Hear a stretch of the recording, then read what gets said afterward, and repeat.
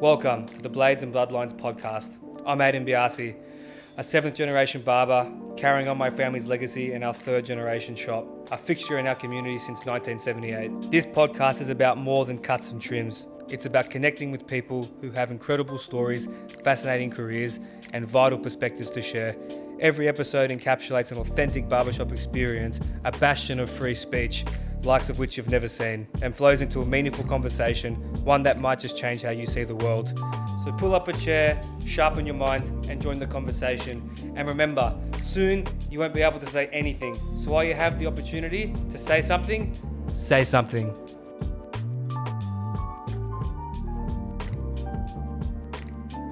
You are, I guess, someone, for me anyway, that doesn't really need much of an introduction. I don't know, well, you understand that you are not just popular in the area, but you're like a man, the myth, the legend now, you know? You're Vic Gigs, you know?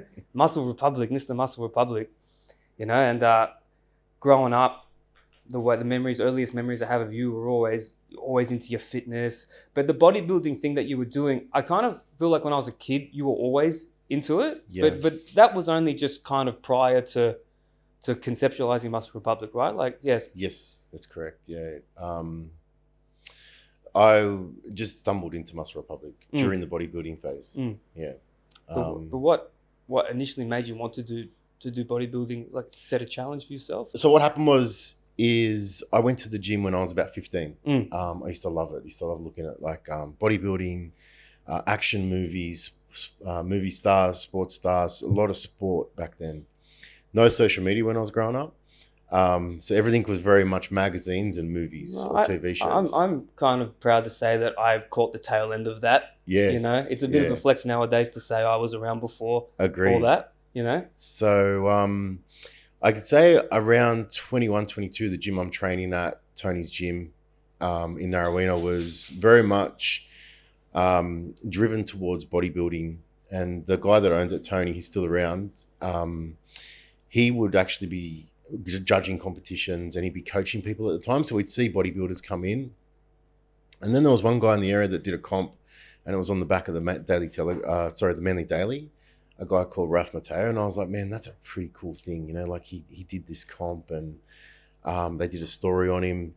And I'm 21, 23, around that age. And I'm like, I really want to do one. But I'd start training and then stop.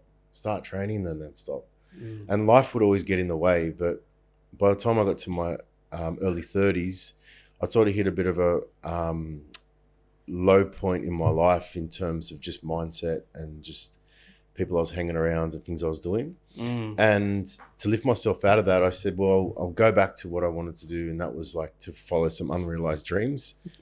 And that was to do a bodybuilding comp. And that was to make myself and my brother proud. Jack's just... Actually, I did it, yeah. We got to get him another delivery of this. Listen, stop that. Sorry. Hey, listen, I'm going to need you to sit down. So the bodybuilding was like the North Star, the goal. Yeah. But it just became a rock bottom point in my life. And I said, in order to turn this around, I started to follow some inspirational change pages on Instagram, watching some YouTube on motivational speakers. And then it all changed my mindset to say, well, if I want to do something, I need to set a goal and then reverse engineer it. That's what bodybuilding's about. And it's all about having a big goal and then breaking it down into small goals. A lot of people don't realize that bodybuilding is still, I guess, considered an extreme sport. The discipline that goes into it is insane. And I kind of say that regardless of the whole culture around being enhanced and that. Yeah. That doesn't even really bother me because you still got to put the work in regardless of whether you're enhanced or not. 100%. You know? So the comps I did at the time were just all natural. So okay.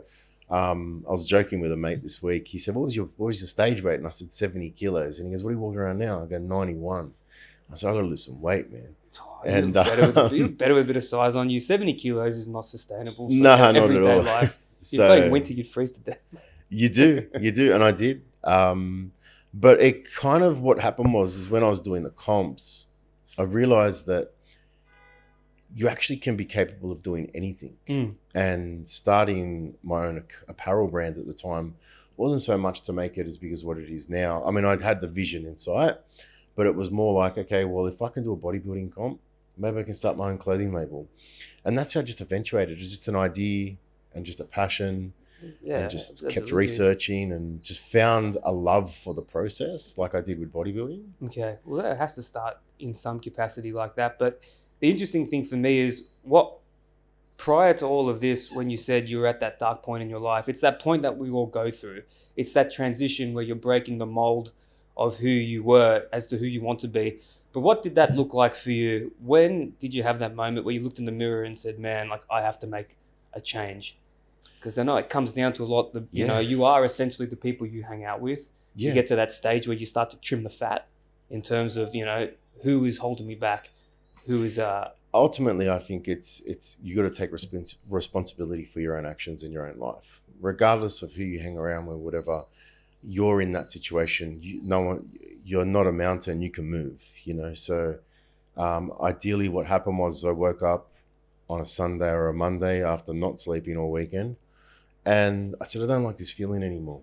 I don't like the way it feels in my mind. I don't like the way it feels in my heart. I don't like the way that it feels with the closest people around me and the relationships that I'm breaking.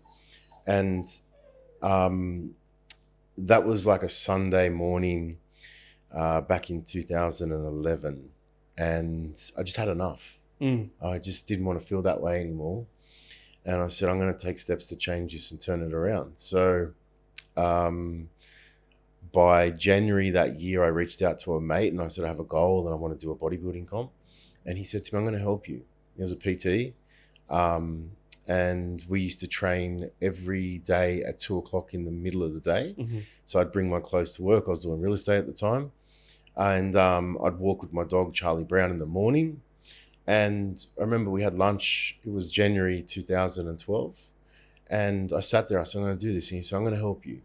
And just having that support was what life's really about helping one another. And we just trained and we learned along the way, and we got other people to help us with diet, with training, and we would go to different coaching clinics. We used to go see Tony, the owner of Tony's Ben, up in Foster, because he lives up there now. And we would sit with him on a Sunday. Jack's just ripping up more paper towels. And our days and our weekends and our nights got filled with different things, you know. Learning how to count your macros, you know, was one thing. Oh, so that was never really something you were super into at the beginning, no. The whole thermodynamics and counting and everything. Nothing at all. See, growing up, I always just thought that was just your thing. Because it's funny hearing this, because you probably don't understand that the impact you had on everyone else around you at this time. Because I can recall hearing this when you were going into bodybuilding. My dad was on his own journey of losing weight. Yeah, I remember. And every single time we went over to your parents' house at a family event, it was always, I don't know, chewing your ear off, what do I do? And I remember he bought a massive stack of Men's Health magazines and cut out all of the articles. And, Vic said to do this, I'm going to listen to Vic. But I have this funny memory. I remember going to your parents' house. Yeah, Jack. And hey, come on, lie down. Lie down, please. Come on, lie down. Jackie. Lie down. Sorry. That's all right. And sit down. There was a certificate on the fridge that had the measurement, either you or Robbie's biceps, one of them. Yeah. And I remember walking in and looking at that, saying, "Fuck, that's so cool." And I said, you had a very big effect on everyone around you, not just yourself. I just don't know if you knew that or not. No, I don't think I did. I think, you know, the one thing was I kind of lost my relationship with my brother. We sort of grew more and more apart during my darker years. And you don't see it firsthand. You see it gradually. You know, do you want to hang out? You want to get something to eat? No, I'm okay. And like kind of brushing me aside. And I don't blame him at the time, because I probably wasn't the best person to be around. And part of the thing I wanted to change in my life was my relationship with my brother and the close people around me. And I said, I want him to be proud of me. So instead of people seeing him and saying, hey, I saw your brother out on the weekend and he was crazy, he was drunk, he was doing this, he was running around, running amok. And what I noticed was, as I started to document the journey of the bodybuilding, people would reach out and say, man, that's so inspiring. I want to change the way I look. I want to change the way I feel. And I didn't realize it was having an impact on other people, but what I was doing was building a community that believed in me because I was living the journey of Muscle Republic and changing my life. And you don't see it firsthand, you know, like you're talking about it now. That did I notice it? No, not at all. What I did notice is that when after the comp, people would go up to my brother and say, hey man, I saw the photos of your brother and what he did. That's amazing. That's incredible. I would love to do this. Do you have a coach? Do you know someone? Can you reach out to him? And people would reach out to me and they would say, I did my comp because you did your comp. And I said, that's fantastic. I said, but what we were doing was building a community of people that believed in real muscle was heart. Yeah. And it's a never ending journey, fitness. No, you know? of course. So like still today, I would say the most challenging year I've ever had has been the past 12 months. Really? Yeah. And after all this time? Yeah. Where we've built this business and we've got all this staff and what happened 12 months ago, just I lost Charlie. I lost Charlie in the 14th of September 2024. What did he mean to you, CEO Charlie Brown? Yeah. Charlie was like my alter ego. I was working with Marty, your uncle, my brother-in-law at the time, and we would work in getting the trucks ready in the morning down in Oxford Falls.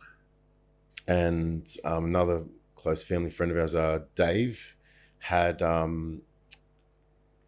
he had a staffy, and it was Charlie's mum. It was called Dragon.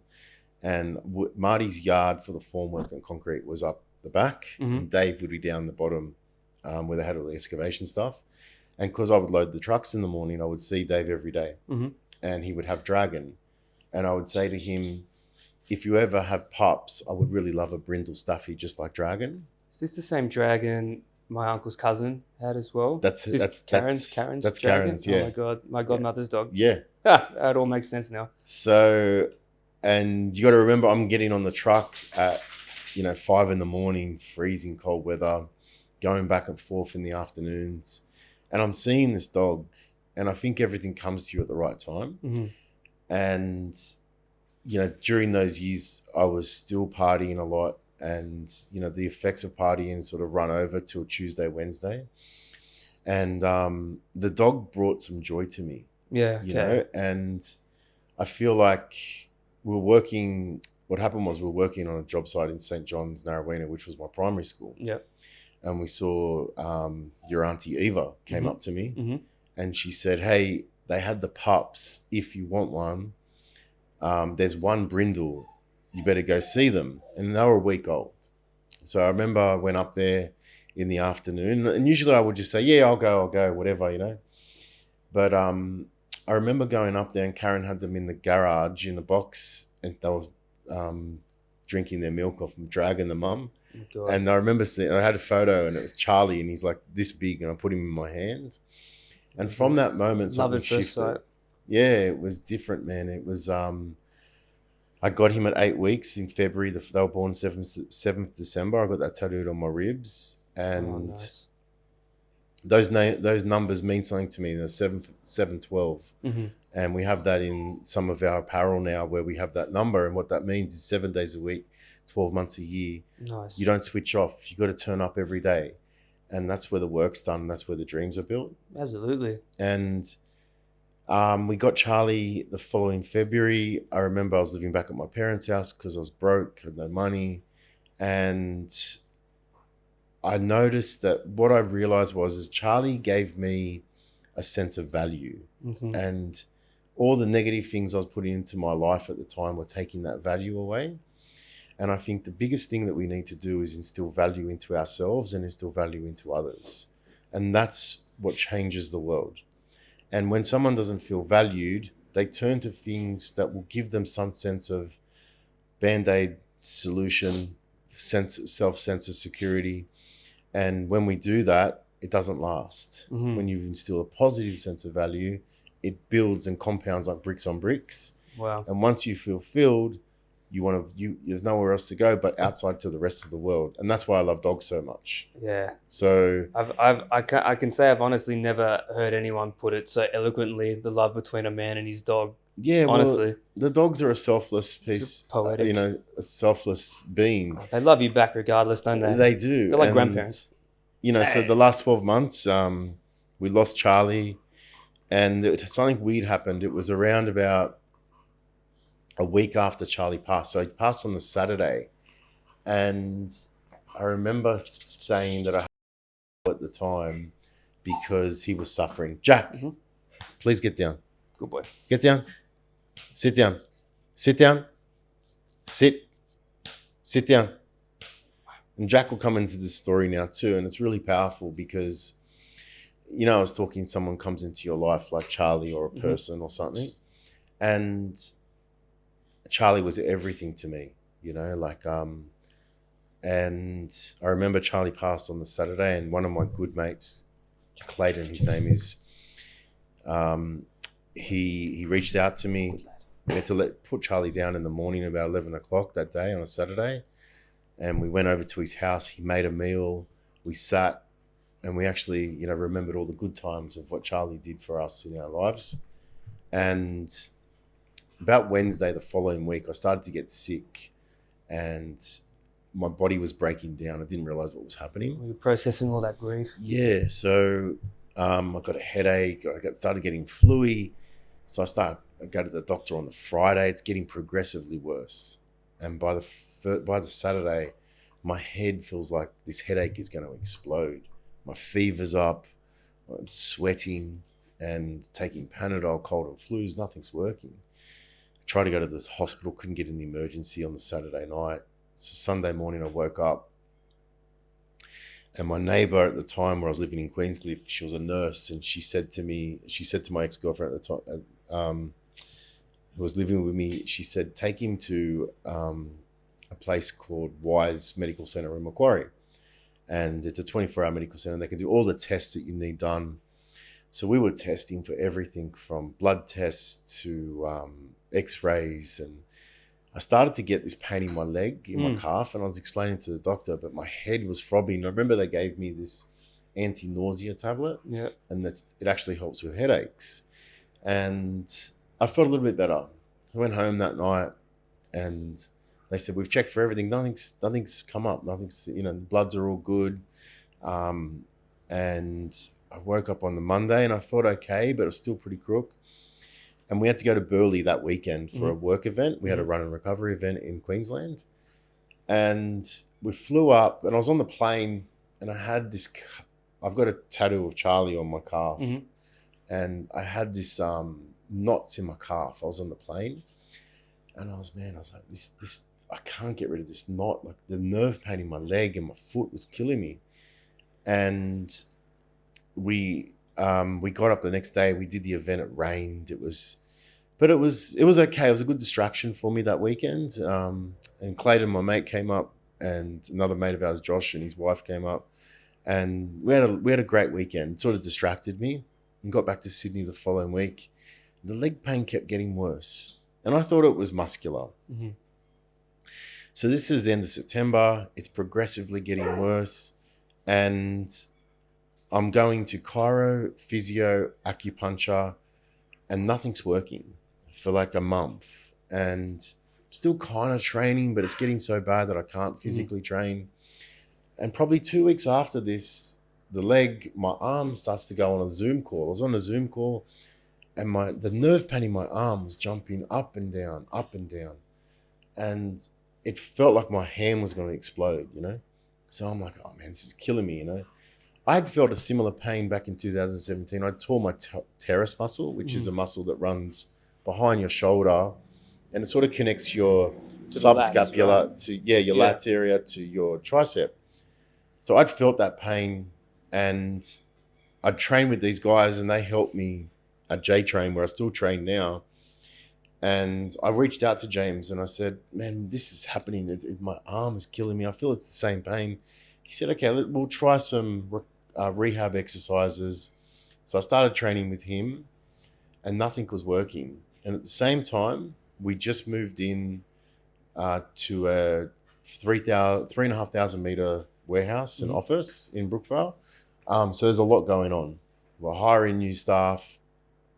Body's breaking down, not sleeping. And I'm thinking, man, what is going on? You know, like there's something different going on in my body. Yeah, and this would be putting a big pause on everything, you know. You can't focus on what you're doing when you're in this kind of A lot. distress. And my mum and dad at the time, I'd see them here and there. I'd go past and see them. And they had said to me, you should go get an MRI. Just check your back out. I got no back pain. It's all in my arm and my leg, you know. And eventually it was December, and I went and got an MRI, and I remember sitting in the doctor's office just around the corner here, and I never go to the doctor. And he said to me, sorry, Jack, sit down now. Lie down. Lie down and don't move. Go to sleep. Go to sleep. Sleep. Sleep now. So I go to the doctor and I'm sitting there and he's like, what is the reason for you need to get an MRI? I said, I've got leg pain and arm pain. I'm going to see a back specialist in Chatswood. Is there anything that's happened to you? Have you had an accident? I said, no. Have you fallen? No. Have you come off a motorbike? No. Why do you think you have to have an MRI for your back? I said, I don't know, man. My parents are pestering me. Nothing's working. I'm seeing all these physicians and specialists, but nothing seems to be helping. And he just said to me, I think he thought it was a bit crazy. He says, anything happened? I said, my dog died in September. Ever since then, these things have come up. So he's like, okay, whatever. Probably 3 days later, he calls me after the MRI and he said, you need to get down here straight away. Oh, God. I need to see you. So I go see him. I'm like, what have you found? And he said, well, I don't know what's happened to you, but your C5 and C5 and C6 disc up here around this area have bone spurs and they're hitting your spine. And where your nerve endings come out of the vertebrae that run into your arm and your legs, they're closed up. So anytime I was moving, my nerve was hitting. That's why I was in so much pain. Yeah. And then there was another one that was hitting my leg. That was my arm. And then the one hitting my leg was coming from my L4. And basically what happened was the disc had broken off and it was swimming in the back and it was hitting the nerve. And that comes out right here where I felt all the pain at the top of my calf. So how does this all happen then? So the only explanation, and this is why running a business or setting up a business can break you, and is that people don't see, is the stress and anxiety and the financial pain and stress that you go through in the initial years of building a business and a brand is crippling. And no one sees that from the outside. So this is all just wear and tear? It's wear and tear. Based on just setting up your brand? Wow. But training and just course. physical and emotional. And it comes down to, I've got to have surgery. And I'm like, okay, cool. I go see this doctor and he's like, you have to have surgery. And I said, this guy's crazy. I'm not getting surgery. There's no pain. I've got no pain in my back, you know? And so I wait a week and I sort of ask a few different people and I go back to him. I said, okay, I'll have the surgery. And this is December. And he said, okay, I'll book it for the end of January. And I'm like, I'm in agony. You know, I haven't slept in months, you know, and I'm still turning up every day to work and solving some problems we've got going on there. I've stopped training because the pain is too much. And he says to me, okay, well, we booked the first one and you have to go through your throat. So they pull your esophagus aside, they cut you open. He took part of my hip and he bored out all the areas that needed to be bored out. So this is not routine. This is not a fucking day surgery. Yeah. This is full on. But I'm talking like the business is going through some significant challenges. Like there's some lot going on. So I have to be there. So I'm in hospital 4 or 5 days.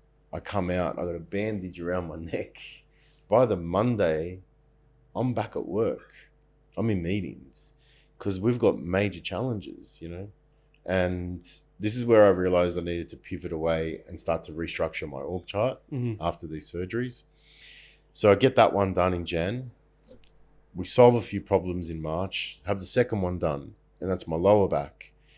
And this one, the top one healed after about 7 weeks. I just found after week 7, all the pain went away in my arm. Okay, good. So And it was incredible, you know. So I was expecting the same thing to happen for the L4.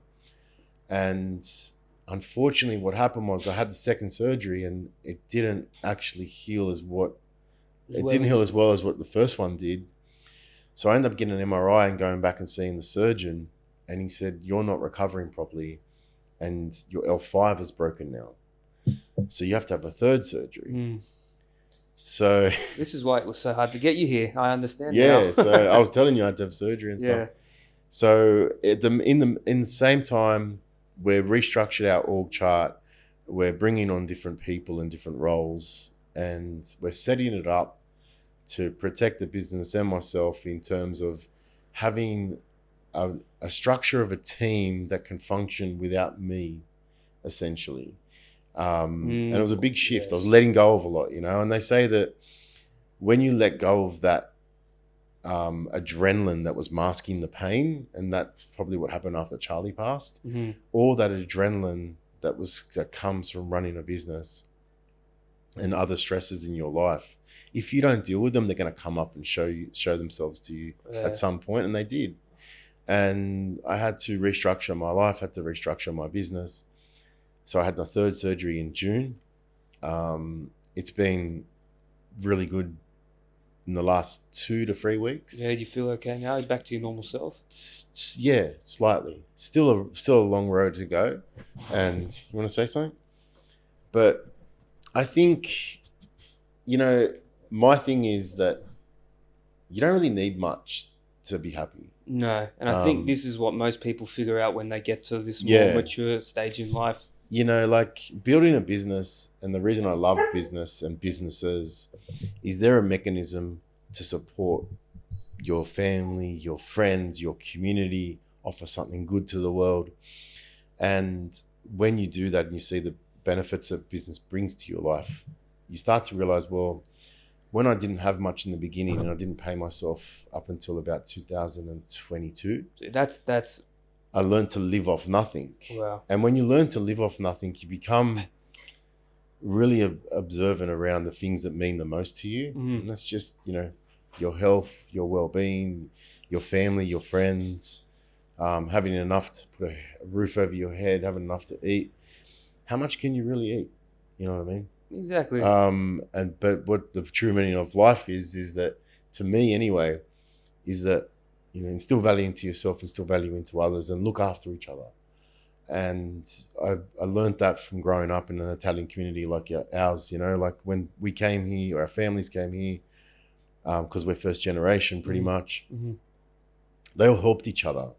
They helped, you know, the barber helped the fruit shop, and the fruit shop helped the concreter and the builder, and, you know, then the real estate agent helped everyone else, and everyone helped one another, and it became a network and a community that could rely on each other when things were good and when things were bad. Well, you were kind of breaking the mold with going and doing what you're doing now, because this isn't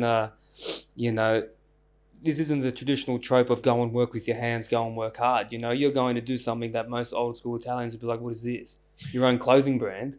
Look, I think that's a really good point. The biggest challenge I had with myself was leaving my dad's real estate business, which we built together. What I found was that the traditional way of thinking and growing up is that success meant that you had a business card, you wore a suit, you worked in the city, and you took a mortgage and you had a family, and that's what success brought. But it didn't sit well with me. So the hardest, Jack, lie down, please. Lie down. The biggest challenge I had was actually telling my dad that I'm going to leave real estate in 2016 and go full time into muscle in 2017. What was his reaction to that? Did it break his heart, or were you a little bit scared of what he might say? Because I understand this dynamic. Yeah. I'm in the same situation. Yeah, definitely. You know? I think I noticed that the biggest thing was his concern that to be able to provide for myself and build my own life financially. So his main concern was for you, not for the business. Yeah. It's for you. Exactly. But he was my number one advocate. You know, he said to me once, I'll never forget it. He said, if you're going to do this, just make sure you win and focus on winning. And that always resonates with me when I go through some tough challenges. And Dad taught me a lot of things through business, you know, Always provide the service, not the product, because the customer will keep coming back if you think about the service. Don't focus on the money, focus on the service. And that's really what we build our brand around, customer-centric brand. There's nothing a problem. Well, this is barbering as well. Exactly. You want to get a good haircut, but if the guy doing your fade is a dickhead, you're not going to go back to him. Doesn't matter how good the fade is, because it's the service. Exactly. So, and then when you do that, your business starts to expand and grow, and then you need to know how to build that out and structure it. And building a large business at the moment is challenging, and there's a million apparel brands out there. Well, this is why you're such an inspiration, because you're making it look easy, but you've literally just broken your back trying to build this and didn't pay yourself after nearly 10 years of having your brand. So this brings me to this interesting quote. So, those in life we admire the most are those whose sacrifices we rarely see. How does that sit with you? Do you think that rings true?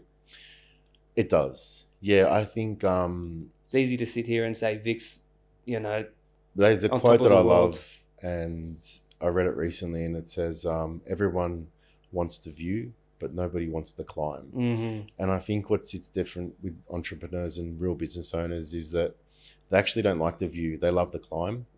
So I find when we hit one certain target or goal, I actually get a little bit bored, and I have to set another challenge.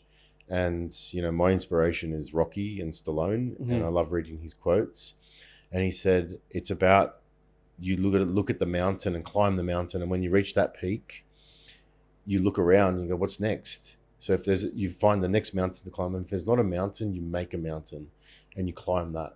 And that's what life is about. What gives me happiness is progress. When I see the business progressing, when I see my life progressing, when I see the community progressing, that's what gives me fulfillment, because you can only eat so much steak, so much pasta before you're full.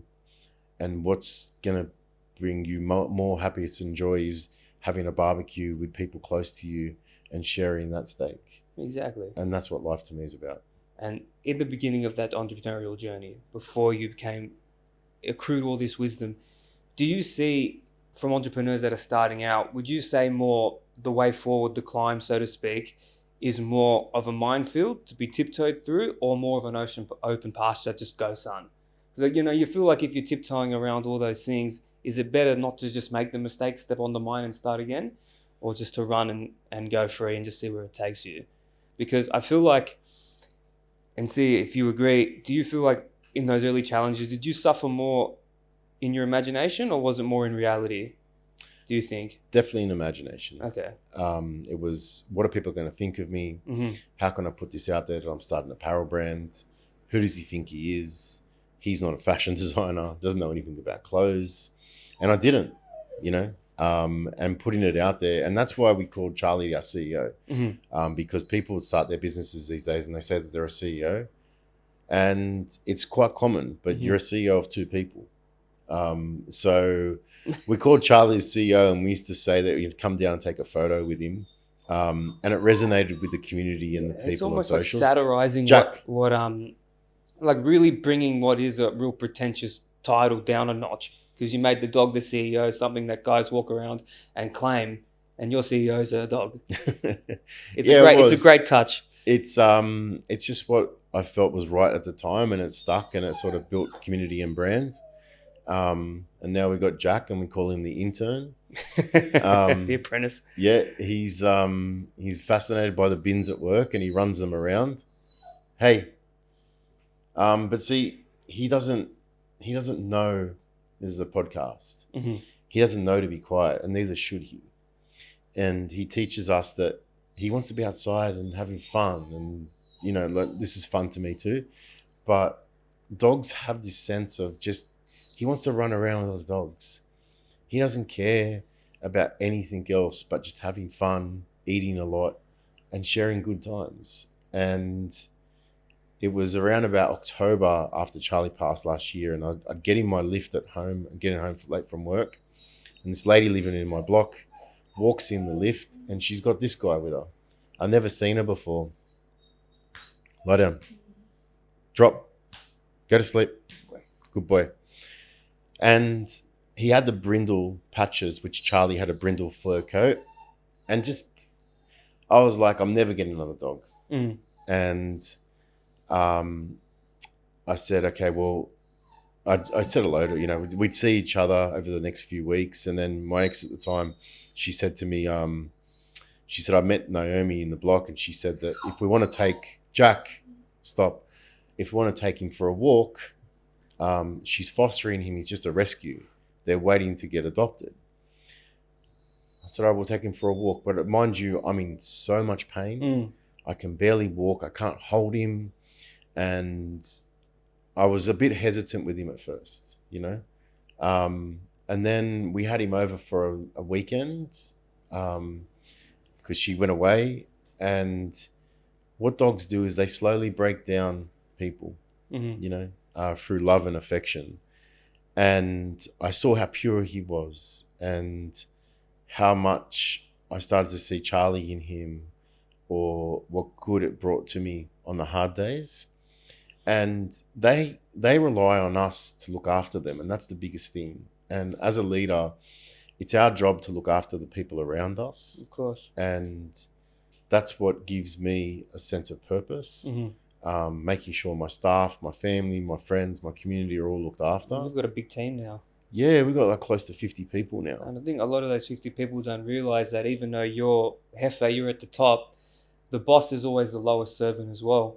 Absolutely. You know, and I feel like the dogs teach you that because you have to look after him. Well, it goes back to the beginning of like making sure we work at our best.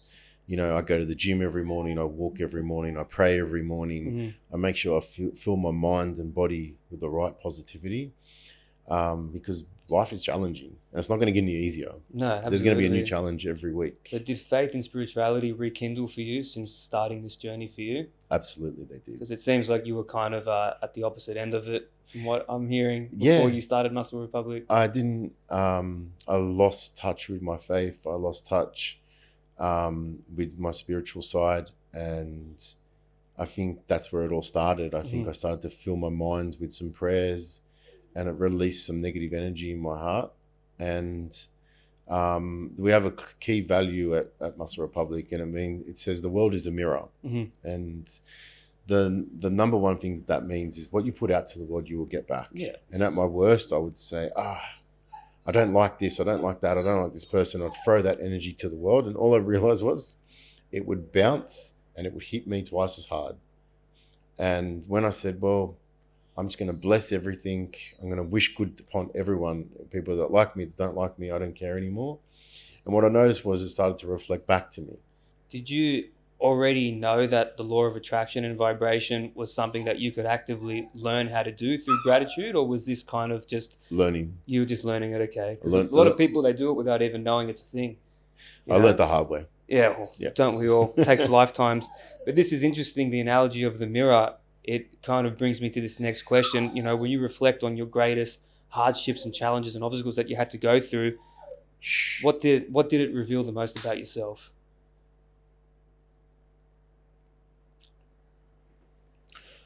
The number one thing it revealed is I was trying to make other people happy before myself. This is acknowledging your shadow. Yeah. You know? So I was more concerned about what other people thought of me than what I thought of myself. And there's another quote that I love from Rocky, and it really helped me. And it said, nothing is real unless you believe in who you are. So that's why I learned every part of our business. I learned how to become a better person, brother, friend, boss. And I'm constantly learning. And I believe in who I am. And once you believe in who you are, it doesn't matter anything else. So through that, you've kind of got an armor of steel now, because in your situation, in the position that you're in, you really are at the mercy of everyone else's opinions. But I don't know, are you on socials much now, or is it more just the business that's on the socials? I haven't been on socials much the past 12 months. Like I said, the last 12 months have probably been my hardest year. I've learned to live without Charlie now. I'm blessed that he came into my life, and know that I'm on the next journey, whether it's Jack, finding the next phase of my life. Charlie was the best phase of my life. It was a quarter of my life. It was a third of my life that I had him for. And he came along for a reason, to teach me I was going down the wrong path and put me back on the right path. So I'm forever grateful for that. And once you accept that, then you say, okay, well, I actually don't need to worry about what's happened in the past. I can focus on the future.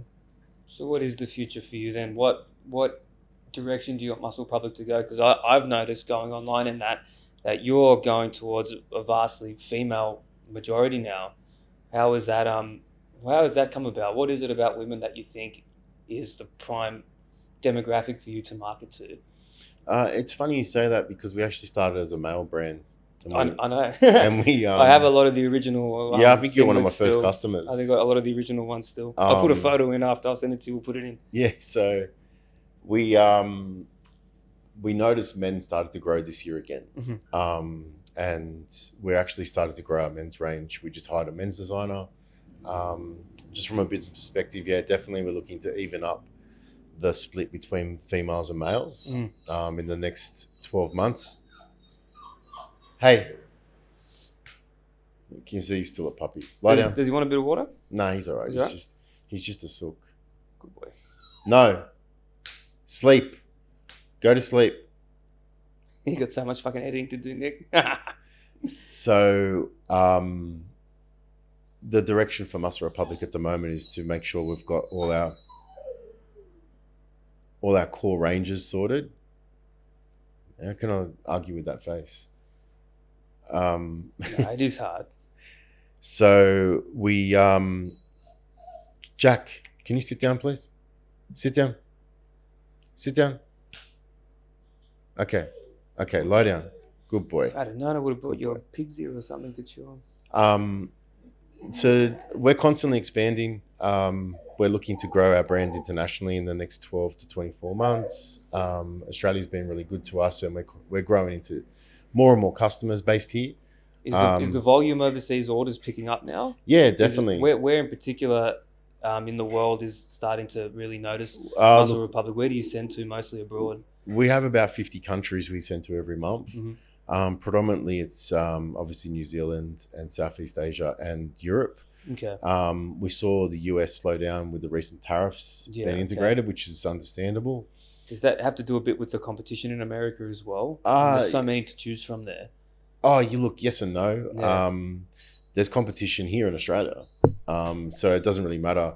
It's just the fact that unfortunately at the moment, every order from the US will incur about a 55% up increase. Okay. So our focus isn't on there from a marketing side at the moment. But we're putting some strategies in place to revisit all that. Yeah, beautiful. But with the vast majority of your team and your market being women, how has working with them so closely shaped your understanding of their influence and their strength? Has it challenged the views you originally had of women growing up, working with them so closely now? Because, if you're not one to understand them and now you have to market to them directly, how has that changed your view of working with them? Do you see them differently as you did from when you were a party boy back in the day? No, I think, look, fundamentally in any business or demographic, you just need to understand what their wants and needs are. We listen to our customer, be it male or female. We have incredibly talented team across all divisions, and my goal isn't to do their job anymore. It's just to give them a platform to flourish in. We work with designers, both male and female. In the product team, we've got garment techs, production managers. We just got back from China with 5 of the team actually, and they all have different roles. And understanding that it's my job now to employ people in every role in the business that's better than me and smarter than me in that particular role. I've just got to give them the framework and the strategy and the culture and the structure so they can flourish and build their dreams within my dream. Nice. And that's the goal. So whether it's marketing, even operations, or product design, it doesn't matter. You got to define the role, and then you put the right person in that role, and that's got to be for a cultural fit within your business and brand. Jack, stop. And the biggest fulfillment I get now is seeing my team flourish and win awards or get nominated for their roles or seeing their KPIs being met and seeing their growth. Like recently, we just promoted 2 people in the marketing team, and it's come within 18 months of them being there. Wow. And now they've got people underneath them that are doing their role, and they're working to the next level. So if you're not growing, you're dying, you know. So Of course. it's like I grow in different aspects now, from a leadership perspective and being a good you're visionary. really on a journey of self-improvement and self-discovery now. And it's constant. Absolutely. Yeah. Oh, that takes lifetimes, doesn't it? Yeah. But it seems like, from what I'm hearing, that your work environment is very much, guys, when you're in there, it's ego at the door. There's none of that stuff, which you'd think at a big sporting apparel brand there'd be a lot of that real bro energy in there. But no, you seem to keep it all very, very like placid, and just we do the work and that's it. Yeah. But that's all a part of the design, isn't it? Look, I think people want to come to work somewhere where they enjoy it. Mhm. They could work anywhere, and we have people travel from all over the city to come work with us on the northern beaches. So we make it the best possible environment. I constantly love messing around with everyone, having jokes, playing pranks. They do the same to me, and we make sure that we support one another. And sometimes I'm in the warehouse just shifting some boxes around with the team just to work alongside them and show that everyone's equal. There's no one different to anyone else. And we constantly are having team meetings every month now, weekly check-ins. We do, we do free coffee for the team, but we break bread a lot, like we always get lunch for everyone. We sit around, we organize training events together, and the work becomes fun. Yeah. And when you enjoy what you're doing, the rest of it is just easy, And this is the opposite from what I hear a lot of people that work in similar type of companies describe to me in the barbershop when I'm cutting their hair. I say, what do you like, what do you don't like about your boss? And it really just is that there just isn't that level of respect for them. I feel like the team member doesn't feel respected, therefore they won't put in that work. They're just there to clock in, clock out. But having said that, I feel like you can't properly lead that team unless you've properly followed.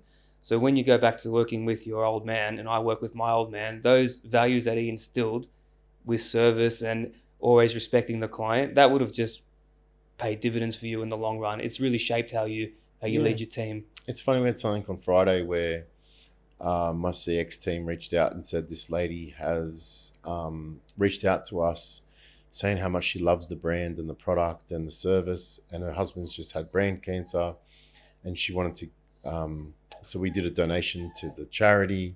We sent her a gift voucher, and I didn't have to do that. My team did that. Wow. Because they know how, they say to me, we know what you would do, so we just do the same now. So isn't that amazing that they're just feeding off that? You don't have to go in there and babysit them. You set the standard, you know what needs to be done, and they do it. Customer first. Yeah, absolutely. And it really is as simple as that. But the one thing that interests me the most at this stage when you get to this level of success is, as I said before, trimming the fat. I feel like when, as an entrepreneur, to put yourself out there and to build something, it's almost like wounding yourself, and you bleed. And when you bleed, you attract those sharks, whether the sharks be competition, people that want to bring you down, or the naysayers out there. So I find it interesting that, how do you navigate those influences? Do they come back in? Are there people that come around and say, hey, Vic, just come out. It's a party. It's just, come and see how it goes. And you just have to maybe mentally tough and say, you know what? I'm not falling for this again. Do those sharks still come around, or have you trimmed most of them out of your life now? Nah, it's all... They're always circling? My mindset's too strong. It's too strong now? People don't even bother. It's I only surround myself with the right people. That's beautiful. And you learn when you fall so many times and you hit your head that you don't want to do that anymore. Of course. So it's just about really staying focused. My circle's really small. I have a really good, close group of friends that I'm really grateful for, and I have an amazing family. So, I just, ultimately, no one's coming to save you. You got to save yourself. Yeah. Jack, sit down. Lie down. He's really nervous. He gets anxious. So, sorry, guys. I can relate. He wants to be on the podcast. Do ya, Jackie? Or he'll get in the photos after. Yeah. Yeah. Yeah, well, in closing, Carl Jung, the psychoanalyst and the philosopher, I don't know if you ever heard of him, he said that the purpose of life isn't achievement or the garnering of wealth, but it's the search for your true self. He constantly refers to the shadow, being able to face your shadow. But in my perspective, it's the achievements and the pitfalls on the road to success that play a really important role in the journey of finding your true self. They're inextricably linked. So when you're at home and you're alone and you kind of strip away the mask of your career, your reputation, and all your achievements, what part of you in the recesses of your soul still unsettle you? You know, what demons are you still wrestling with? Is there still that part of you that says you're not good enough, you don't deserve this? Do you still have to wrestle with those voices? Every day. Every day? Every day. It's a never. It's like fitness. Business is a never-ending journey of constant challenges and improvements. But what I learned is that I love that there's always going to be a new challenge, because there's a quote, and it's a Chinese proverb, and it says, "Every crisis presents an opportunity." So when things are good, I appreciate them. But there'll always be some rocky waters, and it might be seasonally that, you know, the market might dip and sales might go down. And I just say to my team, just stay calm, just stay focused, just keep doing the 1-outs.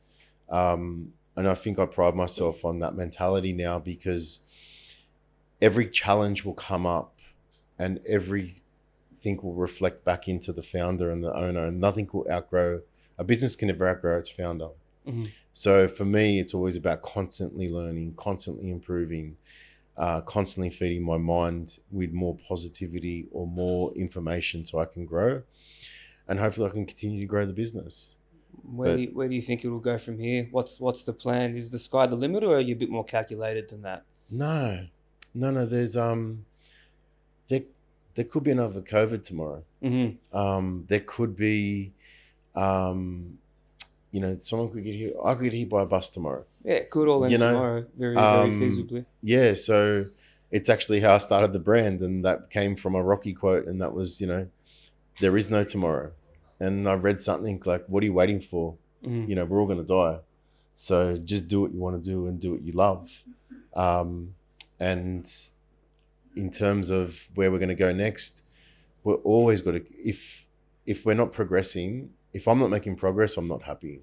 So, you know, we'll look at expanding the brand and continue growing it. But the main thing we want to do now is enjoy the journey. Yeah. Because, you know, sleeping at the warehouse for 9 months, living with no paycheck, learning, that was all what was required to do by me, but that was part of my self journey and development. But we don't have to live like that. No. You know, making sure that we can all grow and live a fulfilled life, but also enjoy our roles in the business, but making sure we're growing our community and instilling value into them, because they're the ones that's going to grow the brand now. So yeah. No, beautiful. Well, Vic, I think that's a good place to leave it. Fantastic. Awesome. Nice. Okay. Fantastic. Nick, cut it.